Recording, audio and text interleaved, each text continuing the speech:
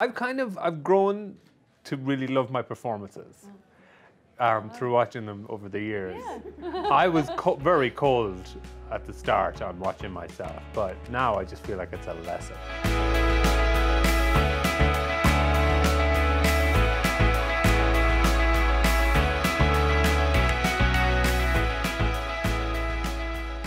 When I started like thinking about the rules of romantic comedy at phases of working the script, I thought this is going to be an impossible story to tell if I feel like I've got to like answer those rules. So I just sort of was like, okay, I'm going to not even think about it in those terms and think about it based on, you know, the odd particularities of this story. And I feel like it's as much a drama as it is a comedy in a way. I loved the novel already, so once I knew that, you know, there was a screenplay out there and Judd was producing and then Jesse was attached to direct, I just aggressively was like, please, can I meet on this, please, please, please. So I had heard that Rose was doing it and that Jesse was doing it, who I'd worked with before on Girls, and Judd, and I'd actually heard about it like maybe a year or so ago, and everything came together relatively quickly. I always just thought it was such a fun story. It was a character who's kind of obsessed with this singer-songwriter from the 80s, 90s, who became a recluse, and I run his fan club. I'm kind of losing my partner, my beautiful partner, to my obsession with this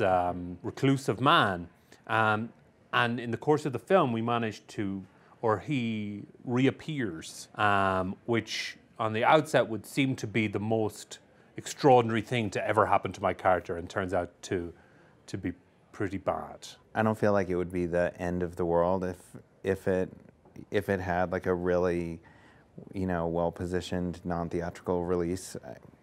I could live with it, but obviously, like everybody, especially things that are a comedy, you want to at least hope that a chunk of your audience is going to watch it in a movie theater filled with like other people and be able to get the comedic contact high or whatever. But, you know, even with the theatrical release, you know, you're realistic and you realize it's still going to only be a small fraction of the people who see the movie, unless nobody wants to see the movie at all, which is even worse. Yeah, Jesse's wife was one of the organizers of the Women's March a year ago, so he's been heavily involved. I got heavy politics in my house, morning, noon, and night. Oh yeah, I was on it last year here. It was really fun. I marched here last year. Being on a march for women felt like the perfect kind of antidote to the despicable things we had just watched on television. I think there's many aspects to it. I mean, we're in a current climate that is very, you know, divided, and I think that was probably an adding factor to the whole thing. Obviously, the uncovering of the Harvey Weinstein stuff. I mean, I think there was many, many aspects. I think it's important as well to remember that, like you said, it's fantastic.